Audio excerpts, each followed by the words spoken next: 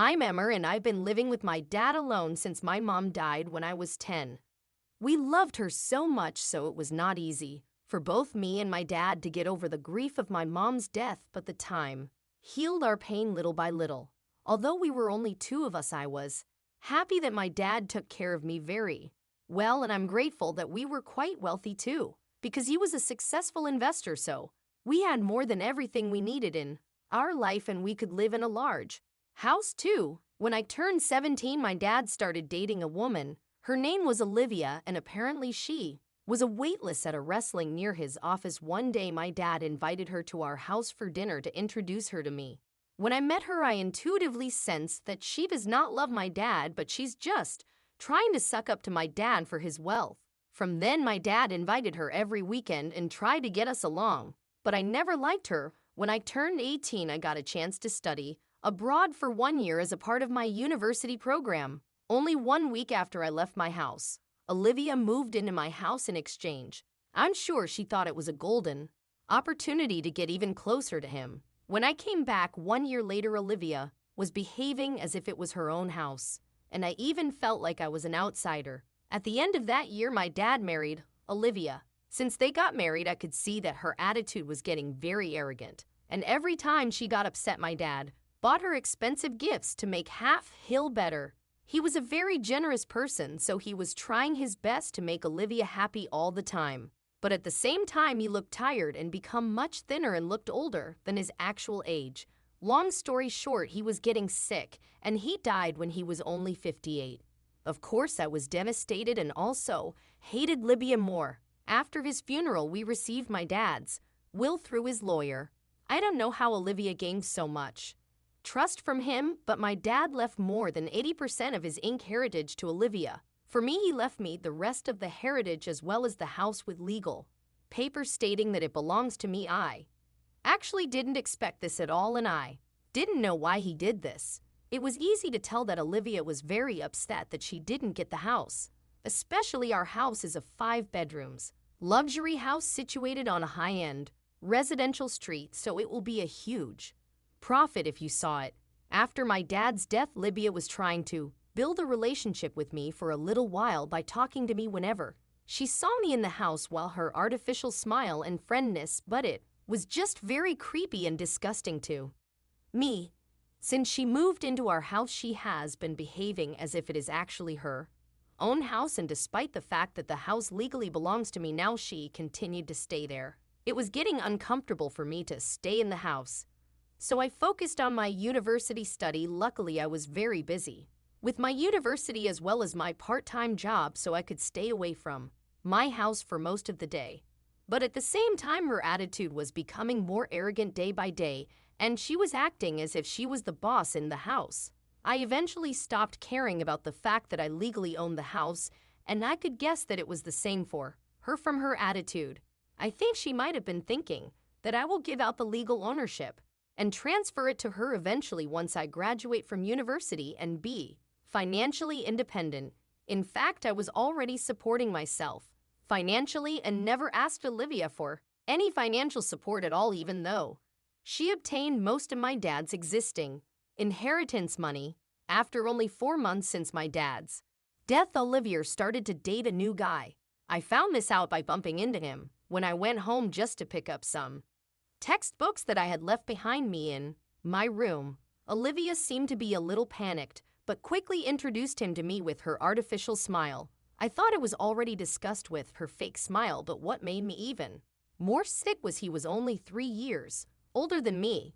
His name was Anthony. He was always wearing punk-style clothes, a spiky hairstyle, and piercing on his nose, and apparently he doesn't have a job. I have no idea where Olivia met him, but it was obvious that he was with her for her money, which used to be my dad's money. One day when I came home after my part-time job, Olivia says she wanted to talk to me. She said me and Anthony are getting married. Of course, I love your father, but I can't be sad forever, so I need to move on. I smiled artificially and said, "Congratulations." I'd also told her that I'm graduating from my university next month, and I'd already got a job offer from a local company, so I'm planning to move out from the house soon. The moment I told that to her, I could see that she was trying to hide the excitement, but she said, "I'm happy for you. You are always welcome to visit here," with her usual artificial smile. Then she also told me that she and Anthony are planning to leave the country for wedding and honeymoon for a month, and she asked if I can look after the house for her during her absence. Why not?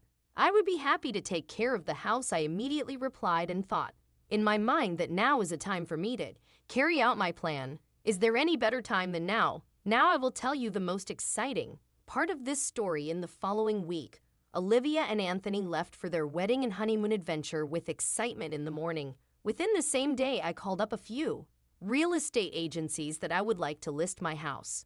Yes, my house. The advertisements were placed on their websites immediately. By the evening, I made a contract with a strange place for 3 months. Next morning, Nubarak that I booked the day before to take Libya's furniture and belongings. Of course, I kept everything that was originally bad before Olivia moved in. That afternoon, I already started to receive a lot of calls and emails from people who are interested in renting my house. By the end of the week, I've decided to rent a house to a lovely couple in their 60s. They just retired and they were looking for largely house to spend the rest of their life with some spare rooms when their married 2 daughters' families came over to stay with their 5 cute grandchildren.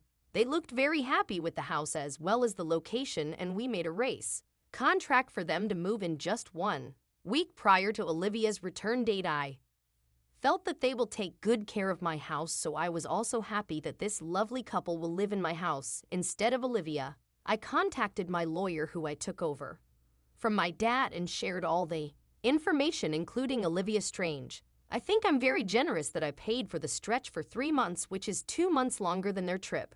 I shared my lawyer's contact to the couple too, by explaining that my stepmother may claim that it is her house, but I have the legal ownership of the house, so in case Olivia gives any trouble to them, they can contact my lawyer. I changed all the locks of the house to get ready for the couple to move in, as well as to make sure that Olivia will not be able to enter the house even when she returns. Finally, I found a lovely apartment to live in, which was close to my new workplace. I was very excited to start my new life there. On the day I moved into the new apartment, I met a man who lives next door, and he helped me to move my stuff. We had dinner together that night, and we fell in love with each other right away. Now I've been with him more than 8 months, and we just got engaged. I'm truly happy now. Oh, do you want to know what happened to Olivia?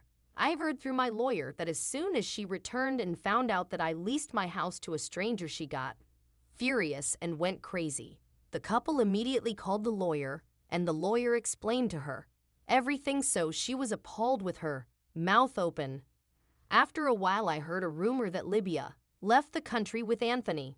I'm sure that they will use up all the money that she obtained from my dad, because all she can do is spend money, and she doesn't know how to harmony.